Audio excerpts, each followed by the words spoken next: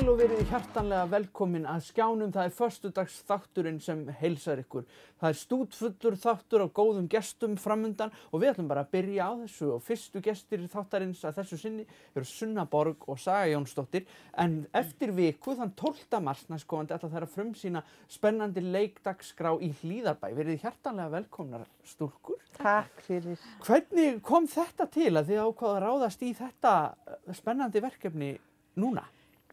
Já, það svona kannski leiti eitt af öðru en við höfum nú verið að vinna svolítið saman í gegnum árin og bara okkur langar líka til þess að vera svolítið að vinna við það sem við þekkjum og kunnum og okkur hans bara upplagt að prófa þetta. Já, og hvernig dagskrá er þetta? Hvað ætlið þið að gera? Sko, ef ég má aðeins bæta við þetta. Já, sjálfsög. Því að Saga segir við mig einhvern tímann, heyrðu, ég er nú að byrja að skrifa smá innþáttung, en hann er ómögulegur, segir hún eitthvað svona.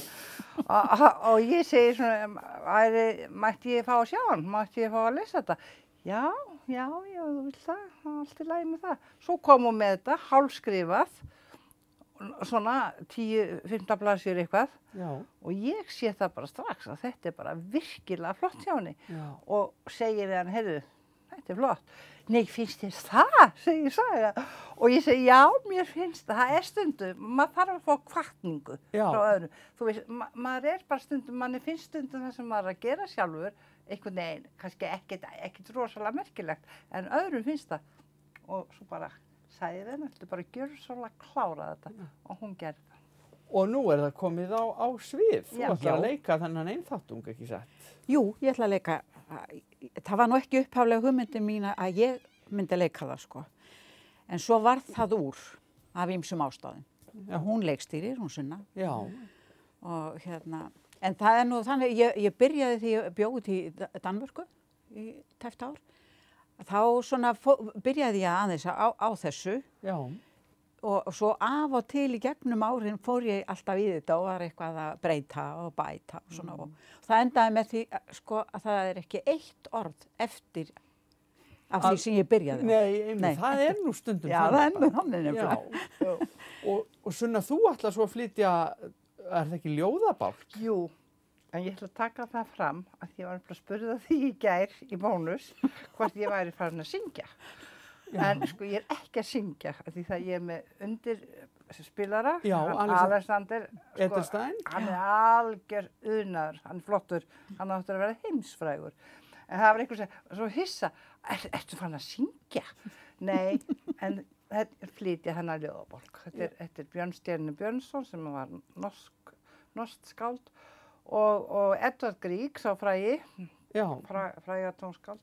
Þeir svona voru einhverjir vinir og Edvard Grieg sá þetta hjá honum og fannst þetta svo flott og hann ákvað að semja músíku og svo lesa þetta. Frábært. Þannig og þetta er þessi flotta dagskrá sem þið ætlið að vera með eftir viku. Já. Og saman sem stendur af þessu tvennu. Það má kannski nefna að Þórarinn Eldjárn, hann þýddi þetta fyrir Sunnu. Já, Matthías Jakobsson sko hafði upphaflega og þegar ég las þetta fyrsta skipti þegar ég ákvaða að prófa þetta, þá bara botnaði ég hvorki upp niður í þessu. Nei, það var alveg þannig. Svo ég sagði, sko ef ég á að gera þetta þá var ég að fá nýjan þýðanda og það var alltaf hann sem kom fyrst upp í hugan og frábær þýðing. Og þetta er líka frábært efni, þetta gæti alveg, þetta sko gerist samt árið 1000. Já, þetta er í tíð Haraldar Harráða, Noregskonungs og Einars Þambarskelfis ef þið kannist við hann. Og Bergljót var semst kona hans og hann var stór bóndi. Og þetta er svona dálítið mikið, þetta er svona. Þannig það er greinilegt að það mun kenna ýmissa grasa þarna í Hlíðarbæ næstu helgi. Já, og það er nú ekki ónýtt að Sunna, hún er svo hörðið að hvetja mann áfram sko. Að þetta er alveg með ólíkindum og ég er svo áhrifagjarn. Já, frábært. Ég læt þetta bara yfir mig ganga. Já, ég meina þetta er bara svona. En svo megum við hafa kaffi í hlénu. Nú við héldum fyrst sko að við mættum ekki að hafa kaffi. Eða hafa hlé. Nei, einmitt.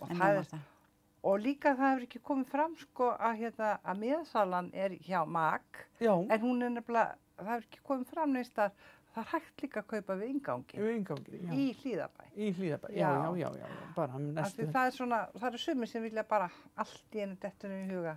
Já, einmitt, eru hrættir við að skuldbinda sig viku fram í tímann, sko, Já. einmitt, getur verið í stuði næstu helgi. Já.